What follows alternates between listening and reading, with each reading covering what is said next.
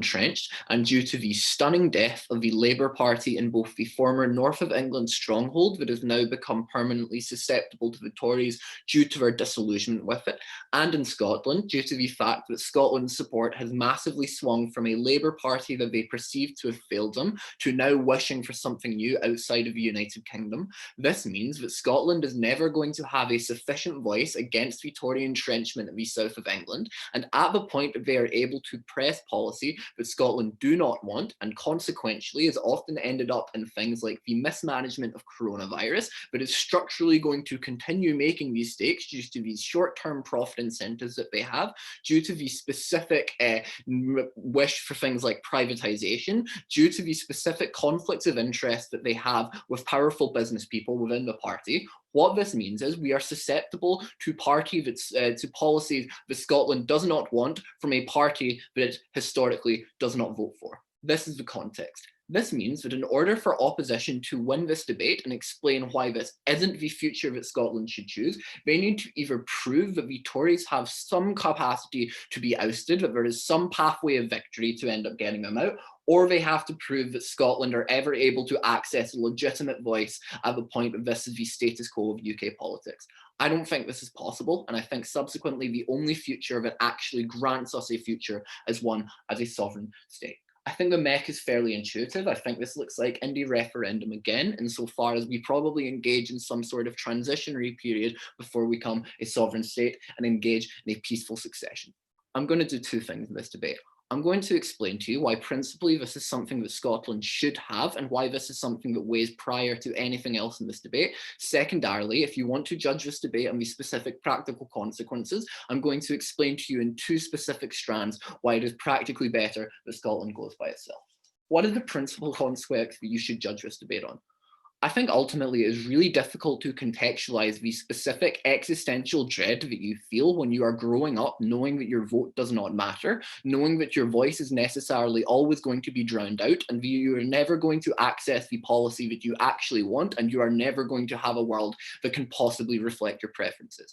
I think it is tough to contextualize the dread that you feel when the influence of the party that has a policy antithetical to the way that you consider existence to be, when their influence is so pervasive that they are able to specifically tell a lie about the manner in which the EU voting will occur after this vote, and people are still going to believe them because it is so entrenched. This is the specific context of powerlessness that you have to reconcile with growing up in Scotland, and we think this is something that should not exist if you want people to feel good or if you want a state to be legitimate. I think this is different from other instances where voices are drowned out like cities because of the specific historical exploitation of Scotland and because of the specific cohesive national identity that it has in comparison to other places.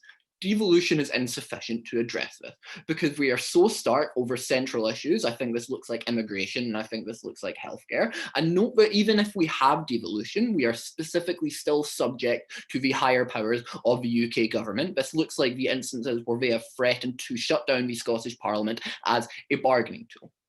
I think specifically then, this means that democracy falters insofar as people are unable to ever access recourse, and it specifically looks like an entire national identity that should have some ability to access this identity and access its preferences being shut out of doing so.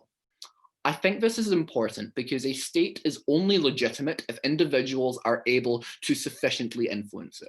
We grant the state monopolies of violence over us insofar as they are able to imprison us and literally able to strip away our autonomy in exchange for us to be able to have some capacity to influence it. The people of Scotland are unable to ever access this sufficiently, and I think subsequently, prior to any consequence, this means that the people of Scotland are illegitimately prisoned in a state that they have not consented to.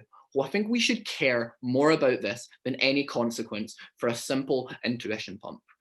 I think we generally do not stand over people living within a dictatorship, even if the dictatorship has good practical outcomes for people, because generally we feel like people should have some autonomous influence over their everyday life, and they should have some capacity to be able to access preferences and shape the world around them.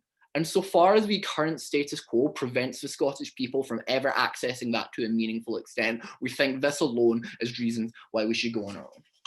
But on the practical then, I think there's two broad strands that I want to address in this. I think the first is an economic change, and I wanted to address two intuitive responses that we'll get from opposition. One of the Barnett formula. Even if the Barnett formula suits Scotland right now, note that the Tories and the specific and the specific entrenched power that they have has every incentive to change this at the point that Scotland is never going to be a sufficient voting bloc to get them out of power due to its voting patterns, and necessarily they will have to engage in more populist policies to try and get people in the north of England.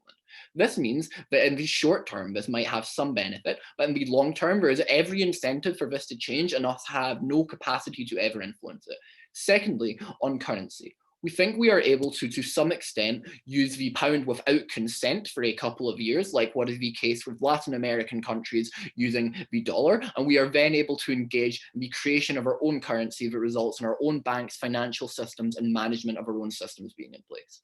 I think this is good because the policy distinctions are so stark. I think this looks like bigger deficits in Scotland. I think this looks like Scotland preferring nationalisation to privatisation. Because of these different needs and different wants and the ability for us to be able to access them, we think this is necessary.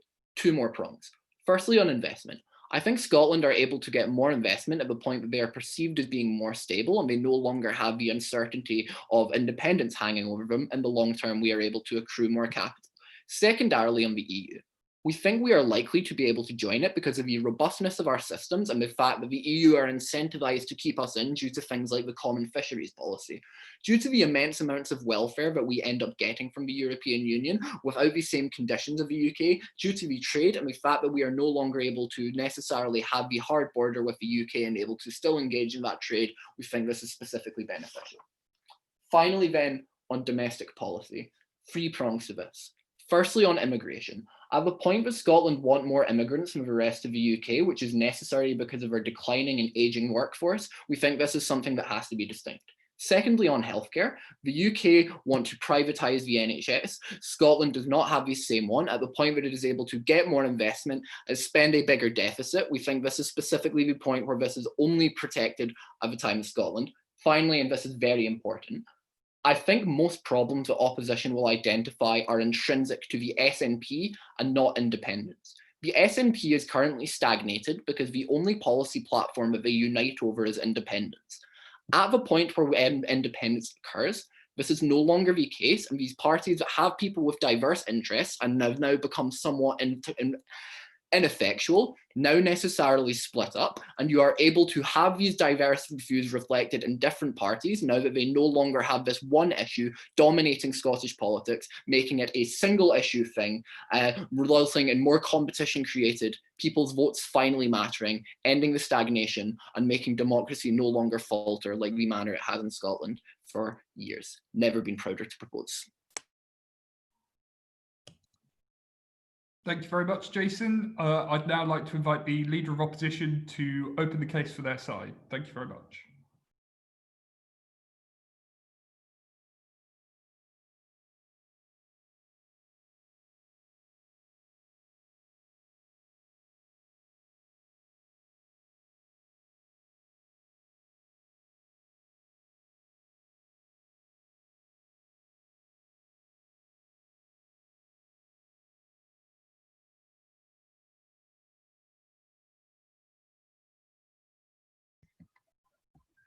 Okay, I'm going to begin my speech with a few points of rebuttal, and then I will launch into my main arguments, which are one, about the economy, and two, about EU membership. So we've been told that, in order to win, we have to prove that Tories will be ousted from politics. I think this is slightly absurd. This is not a debate about whether Scotland prefers the Tories or whatever. This is a debate about which trade-offs are acceptable to make, and we think that that Scotland does best in the UK. So I'll also tackle one of the main points that Jason came up with, the fact that votes don't matter. This has led to a fall down in democracy. I think just generally this is a massive exaggeration that just doesn't feel true. Scottish people are very proud of their kind of politics in their country and the specific policies that their government has passed. And also, just as a quick fact check, general election turnout in 2017 was 68.7% in England and 66.4% in Scotland. So yeah, don't think that stands. Okay, I'll now launch into my argument, and some of the rebuttal will be integrated throughout. let's look at the economy first. And this is going to be broadly split up into three main sections. We're going to have the currency, trade, and financing. On currency, independence means that Scotland would have to decide on what currency it has outside of the UK. And there's three broad options for this. It can keep the pound, which is an issue because it means that it does not actually meet EU membership criteria. EU membership criteria clearly states that you must have complete control over your macroeconomic policy, and that would include the ability to set monetary policy. If you have the pound, then that means that your monetary policy is set by the Bank of England, which means that, doesn't qualify for EU. So it would essentially be relying on EU goodwill in negotiations, which we think is a bad thing. Secondly, the euro. The euro would require 3% budget deficit. Scotland currently has a budget deficit of about 20%, and even before coronavirus, it had a budget deficit of 7 to 8% consistently. So in order to actually get to the euro, it would have to impose severe austerity. And besides that just being like generally a bad idea, you also have structural issues with the euro that means that it's probably not a good idea to join the Eurozone. Also, 18% of voters believe Scotland should join the Eurozone despite widespread support for the EU itself. So it's clear that there's like a massive democratic mandate against joining the euro, and also the structural issues that go unsolved means it would be a bad idea. 3. The third option would be that it just creates its own currency. Now, the issue here is again on the fact that Scotland has a massive budget deficit, which likely means that it would have a weak currency. Standard of living, because it's so dependent on the fact that Scotland is a net importer, would vastly decrease, meaning that every single citizen in the country would be badly affected. So yes, all of these, as I'm sure you can see, are just problematic options in terms of currency for Scotland as an independent state. They involve massive trade-offs. And the question that arises in number 2, when we talk about trade, is why these trade-offs would even be made, right? Because if you look at it from an economics perspective, independence makes absolutely no sense. Let me explain why. There are 2 options after Brexit. So one, you have Scotland as part of the UK, which now has trade barriers with the rest of the EU agreed upon on the Brexit agreement. Or 2, you have Scotland, if it becomes independent and joins the EU, now has those exact same barriers, but with the UK rather than the EU. It's better to face the same barriers on 19% of your exports, which is what Scotland exports to the EU, than to face those same barriers on 60% of your exports, which is what Scotland sends to the UK. So from an economic perspective, I think that's just a no-brainer. Thirdly, on financing, which was brought up by Jason actually. I did a quick rundown of what Scotland would actually get from the EU in terms of funding from the EU budget. And the economy of Scotland is roughly the same size as Romania. It's about 200 billion pounds a year. Now, EU contributions to Romania account for 1.6% of its GDP. Scotland, as a part of the UK, can spend an additional 13 billion on top of the 62 billion it collects in tax. Now, that is a contribution of around 7% of GDP. So I think from the financing viewpoint, it is again a no-brainer that it is better for Scotland to stay in the UK than it would be to become independent and join the EU. And that doesn't even mention the fact that there is direct funding sent to Scotland. So for example, in 2016, the UK committed an additional 4.8 billion in spending for Scotland. So yeah, I think on the economy, the case is very clear. And yeah, it's very hard to argue with the facts of everything. Okay, on EU membership. So all I want to do on EU membership is just prove that there will likely be a delay in joining the EU. And what this delay means is that you're going to absorb absolutely all of the costs of Brexit and then absorb the costs of leaving the UK. Now, let's look at the reasons why it would be hard for Scotland to join the EU. First of all, joining the EU is just a long process in itself, right? Like you have to have long negotiations, you have to have 27 member states like signing that off. You have to agree on every single thing imaginable, from fisheries to environmental policies, etc. And beyond that, there are 3 reasons why Scotland specifically might struggle to get in the EU. I'm going to go through those now. So number 1 is the fact that it sets a precedent. So the issue with Scotland leaving the UK is that there are certain member states of the EU that might see that as a threat because they're also facing secessionist movements in their own countries. So I'm talking now about Spain with Catalonia. I'm talking about Belgium with the Flemish national movement. these are states that will likely, one, either, try to prevent Scotland from joining the EU, or two, if they cannot prevent Scotland from joining the EU, they will try to give it a worse deal or worse terms for joining, so that their own kind of secessionist movements are discouraged from doing it. Two is the fact that Scotland has a massive budget deficit. Now, joining the EU broadly means that you are agreeing to take on the euro eventually. So the budget deficit would be a massive hurdle to surpass in terms of meeting the fiscal and monetary criteria that the EU has.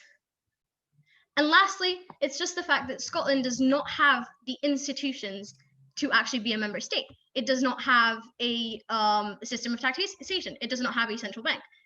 It does not have a competition authority. These are institutions that are unlikely to just pop up overnight. So what this means is that there's likely to be at least 4 to 5 years in an optimistic scenario before Scotland can actually join after independence. 4 to 5 years in which it is on Brexit terms. So there are no actual benefits to be had there. Now, I think the burden we had on our side on opposition was just to prove that uncertainty is bad. Uncertainty has massive economic and political costs associated to it. So in order to make a solid case for independence, you'd have to prove that Scotland being independent leads to massive economic prosperity or massive increases in the standard of living for all of its citizens. This cannot be proven because it's just not true. And I think we've done a very good job of proving that not only will there be problems because of the uncertainty, but even when you get over the uncertainty, the outcomes are going to be way, way worse. I beg you to oppose.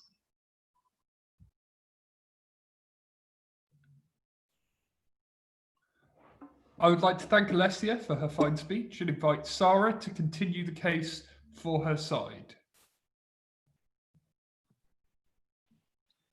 Hey, am I audible and not too laggy? You're audible. You're a little bit laggy. Okay. It is what it is.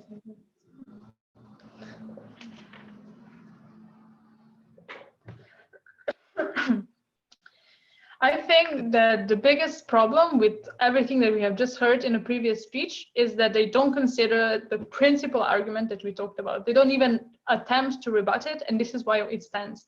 We already told you why the most important thing that this debate is about Scottish people being able to be independent, being able to voice their opinions, to able to influence what is happening in a parliament, and being able to have representatives who are actually supporting things that they're standing for, not having to be represented by Tories who are never listening to what they want, to people who have throughout the history refused what Scotland wanted and refused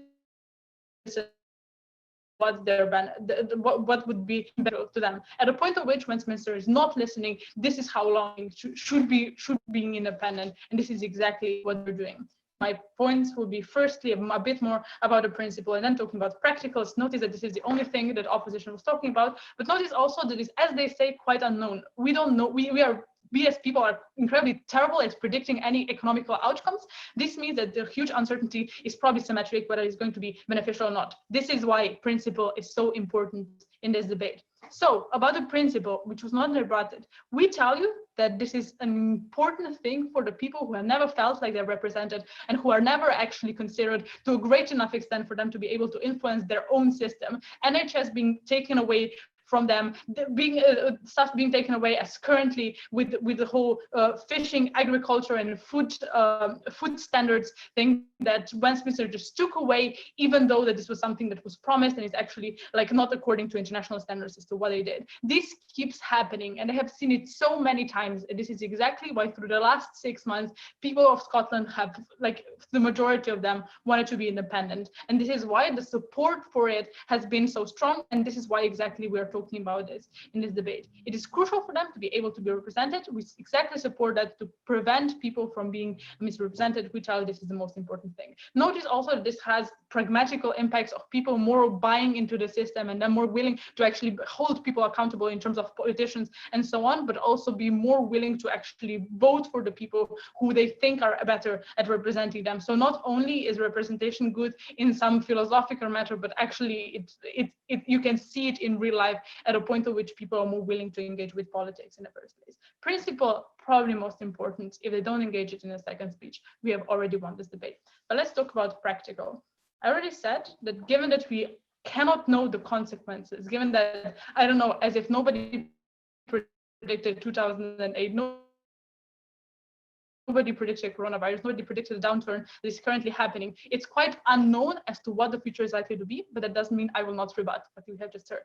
What did they say? They say that there might be problems with currency because there are 3 options and all of them are bad. The problem with that statement is that this is about a process. As Jason has already told you, yes, firstly, you keep having pound because of course we agree that some transition is needed in order to do all of that. Yes, if you want to join EU, this is when you probably change to euro once you're already a part of that union. You cannot do it before because none of the other countries have bought into anything like that. It's a process. Yeah, you cannot change it before you're in EU. So we believe that this is also one of the type of things that has that needs to be done, that has been done before. But notice, as long as compare this to what currently Scottish people are facing, the fact is that they cannot influence their own monetary policy exactly because it is always dictated by the people in England. This is exactly a problem when you cannot take actually government loan because you're always constrained by other people telling you what you can do, how many taxes you can raise and stuff like that. This is why, despite Scottish people raising more taxes, they are net still, like, at the end getting less out of the system than the rest of the people of the UK do. This is a difference. On our side, more likely that people have a higher ability to buy things exactly because they don't spend as much on taxes given of what they're coming back. I think on currency, probably it's not a great scenario, but many other countries have changed the currencies before despite having some problems with doing it. And I don't see why this is inherently something that we should be so afraid of that we don't want independence. Not sufficient for them to be claiming their side. Secondly, they say there might be barriers to trade, and they talk about a lot of numbers that we are not sure about what the consequences are going to be. Look, all these barriers and in terms of tariffs and stuff like that is everything that is going to be negotiated through the time after you're being independent. This means that's very likely that you get a good deal with people who are dependent on you.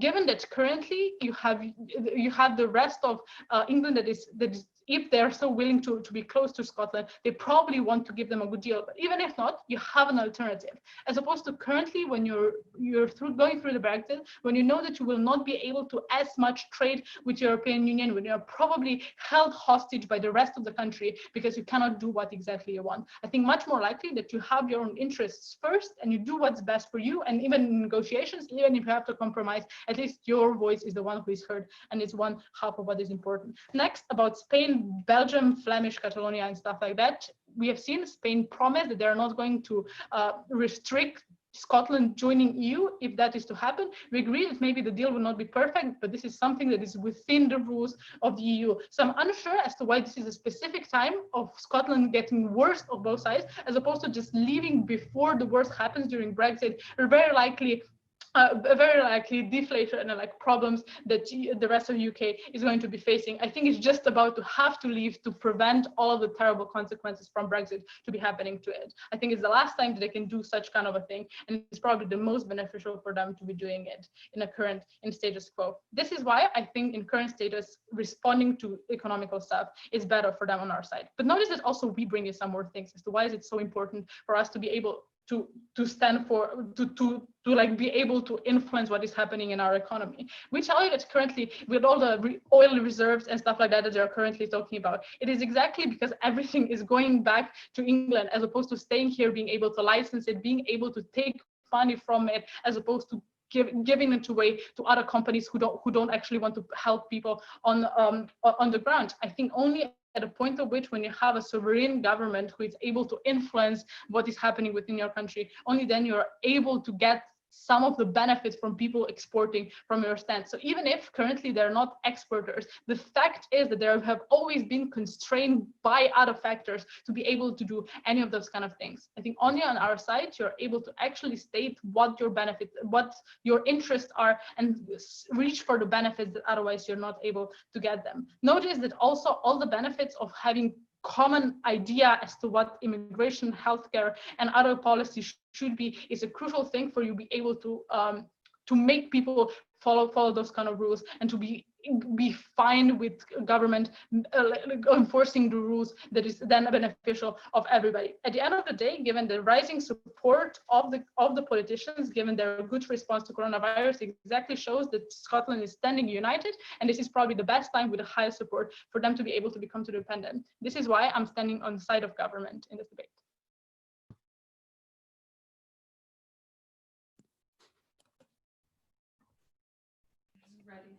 Thank you very much. Jamie, if you would like to close the debate, and then we will have the opportunity for people to ask any questions they would like to ask. Thank you. Am I audible? Yeah. Okay, cool. I think the proposition in this debate paint themselves in a very noble way, where they paint Scotland as a prisoner that is chained by England, forced to do things that it doesn't really want to do, and has no ability to self-determine or influence its own destiny in the long run. But I don't think that this is a picture that is true to the reality that Scotland experiences as a country that is part of the United Kingdom. I'm going to do two things in this speech. One, I'm going to explain to you about the political aspects of this debate, why it is that the picture that they paint is one that is wrong, and why Scotland ultimately still are able to self-determine in the long run within the United Kingdom. But secondly, I'm going to talk about the economic reality of the situation, why it is that an independent Scotland probably looks like a Scotland that has to cut back on all of the keystone policies that the people of Scotland love, and why it means that the people of Scotland are less able to self-determine than they were before, and probably are a lot materially worse off than they would have been if they'd continued to be part of the Union in the long run. All of the rebuttal is pretty much integrated. So let's talk about the political ideology and why it matters in terms of, and why the picture that they paint of Scotland being trapped within the United Kingdom isn't necessarily one that is true. I want to importantly note that every single bit of your principle about self-determination and people being able to influence their own governments and destiny, people being locked into some kind of weird dictatorship, is entirely premised upon the idea that you're never going to get the Tories out of power, and that Scotland are never going to be able to have any influence within a Westminster Parliament. But look, there are quite a lot of reasons why this just isn't very likely to be true. I think the first thing that you need to understand is why it is that the Tories won the last election, and why it doesn't mean that their power base is entirely entrenched within Labour, what were once Labour heartlands, meaning that Labour are never ever going to be able to win another election. Because the reason that the Tories won the last election wasn't because loads and loads of people decided that they were Tories now. It was rather twofold. The first was because of Brexit, because people voted for Brexit, and because Labour were unwilling to deliver the Brexit that they had voted for, because the government had faffed for years and they were unwilling to continue to exist in a state of flux in terms of not being able to have any form of actual Brexit policy being implemented in the first place. The people wanted the thing that they had voted for, but the politicians had ignored for years, and they weren't willing to vote for a Labour Party that was unwilling to deliver upon their demands. The second thing, an important thing, was that people felt left out by Labour. They didn't feel like Labour was representing them in the way that it had done in the past. They felt that it was pandering to the middle class in London, the liberal metropolitan elite, and they didn't feel like it was genuinely representing the working class. That is why people voted for Tory in the last election. But note that neither of those things are factors that are permanent factors that are permanently going to lead to people switching their political allegiances from Labour to the Tories within those Labour heartlands. Look, Keir Starmer polls quite well amongst people who voted Tory in this election, but had previously voted Labour in the past. I think the thing is that the Labour Party are able to readjust their policies and are able to adapt and change to regain the support that they once had to encourage people to continue to vote for them in the long run. The important thing to say is I think it's very hard for them to claim that the power of the Tories is entrenched forever and that you're never going to get rid of them in the next election. I think that is just a lie. And I think indeed in a world where Keir Starmer polls reasonably well and has a reasonably good chance of gaining back a lot of the seats that Labour lost in the last election, this principle that they have built is ultimately falling. But the second reason that they give in terms of why the Tories aren't going to be able to come out of power is that Scotland are voting for the SNP, so it's impossible to break up the Tories' power base. But you don't need another majority party to be able to oust the Tories. All you need is something like a Labour SNP coalition that can have more seats collectively than the Tories can, meaning that you don't necessarily need Labour to come back and take all of the votes in Scotland. Rather, you need a Labour Party that's willing to work with the SNP in coalition, or work with the Liberal Democrats and the SNP in a coalition to be able to block the Tories from being able to reach power. I think the important thing to to note here is that Scotland often has swung elections in the past, and I'm unclear why it is impossible that Scotland are going to be able to are not going to be able to swing those elections in the future. I think it's very likely that they probably can, particularly as political scenarios surrounding Brexit continue to unfold, when the incompetence of the Tory party in their response to the coronavirus continues to unfold. I think it's very likely that Scotland is going to have a voice again within these elections. And given that that is then the case, I think everything that they have said in this debate so far pretty much falls out. But the third thing, an important thing here to note, is that Scotland is more likely to be hard in the next election, because Scotland is the key to a Labour success, or is the key to getting the Tories out of government. That means that both the Tory party and the Labour party have a consistent incentive to engage with Scotland's needs on a political level. That means this is why Rishi Sunak comes and visits Oban and visits various different islands in Scotland, because he's polling well in Scotland, and the Tories want to capitalise upon that advantage to be able to take away support from the SNP and make sure that Labour couldn't form a coalition with the SNP to take them out of government. Similarly, this is why Keir Starmer was literally in Edinburgh yesterday, because he wants to engage with Scottish voters and the issues that they care about, to make them want to support Labour again and want to actually continually engage with the party and be willing to support things like an SNP Labour coalition in the UK in the long run. I think that means that you're very likely to hear Scotland's needs in a political context in the long run. And it's very unlikely that you're locked into this horrible dictatorship where the Tories are doing evil things all of the time and you're never able to express yourself by voting. I think that means that a lot of the stuff the propositions say in this debate is just simply untrue. But secondly, let's talk about the economic reality. Let's talk about why it is that an independent Scotland is probably a Scotland where all of the people of the country are materially worse off. I think that the only real thing that they tell us in terms of why Scotland is maybe likely to be successful economically in the long run is this weird claim that's like investment is maybe more likely to happen because there's less uncertainty as to whether or not Scottish independence is going to happen. But it's not like, is Scottish independence going to happen is the only uncertain thing that's holding back investors. I think the fact that you choose to leave the United Kingdom when there is no clear economic plan in place for an independent Scotland is the source of uncertainty that makes people not want to invest. That is, if you don't know whether or not you're going to achieve EU membership, then companies don't want to invest in your country because they don't know what markets you're going to have access to in the long run. If they don't know what type of trade deal you're going to have with the UK, then they're unwilling to engage with you in investment in that sense. So I think it's very unlikely that you actually attract any of the investment that Jason tells you are likely to attract. But let's talk about the fact that Scotland realistically has no way to be able to fund independence at all. There are 5 reasons for it. 1, the tourism and exports that are incredibly important to Scotland's economy are literally declining because there is a global pandemic happening, and that means that we're unable to fund major portions of our economy under the status quo. 2, the oil and gas that Sarah talks about is oil and gas that we don't own. That is, that the S&P white paper in 2014 might have claimed that this was oil and gas would have revenues upwards of £7 billion. In reality, it is worth, the oil and gas that we actually own is worth about £157 million.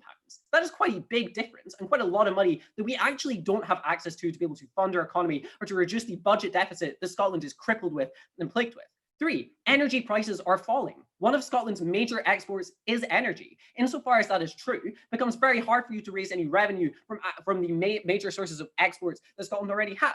4, there are massive tax revenue shortfalls in Scotland. That is because the SNP for years have massively taxed any individual of a high net wealth that exists within Scotland. So the problem is that a lot of people have just left Scotland. So there is nobody left for you to tax. That is why we consistently have to borrow money from the UK government, because we are unable to actually make up the amount of money that we need to be able to fund our budget.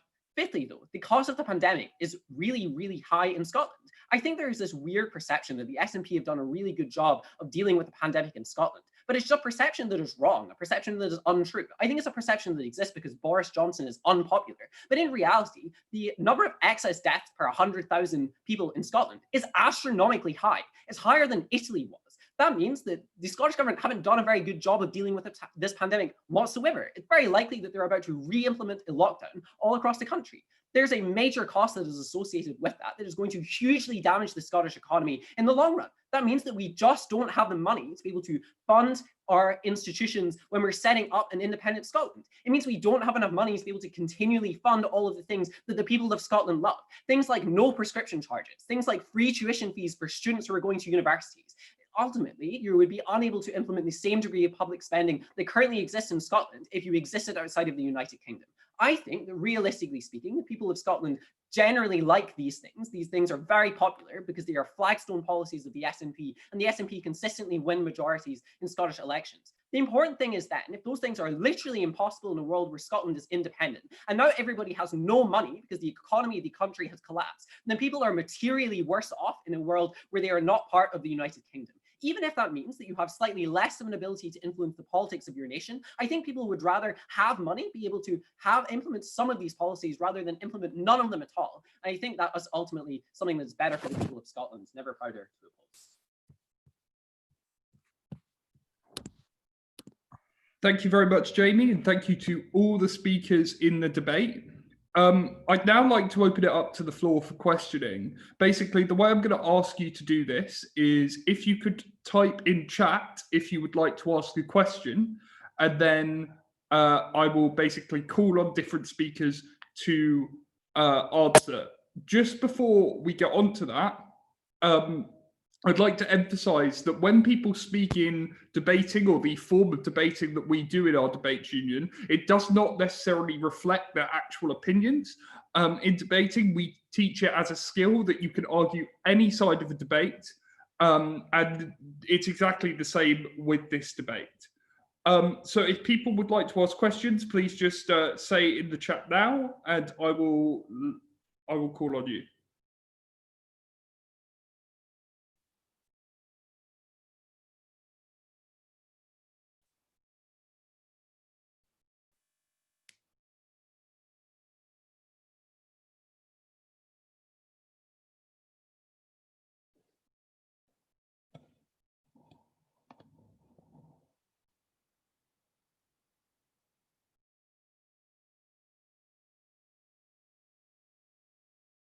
Okay, if there isn't anybody with questions, basically, thank you very much for coming along. A few of us are going to stay behind if any of you have questions about the Debates Union, and we will be more than happy to answer those questions, tell you a bit more about it, explain to you what's going on. We have workshops on Mondays at 7 p.m. every single week. So I really recommend that anybody who is watching this, anybody who is in the audience, comes along to one of those. We also have another public event tomorrow on whether we should defund the police. At that, we have our workshops coordinator, TSB, talking. We have Professor Tommy Curry. We have an internationally breaking debater, Suzanne Elliott. And then we have another really good debater called Stephanie, who, again, has a ridiculous number of breaks. So, yes, if you would like to come along to that, you are more than welcome. Just drop the Debates Union an email. Thank you very much for coming. Yes.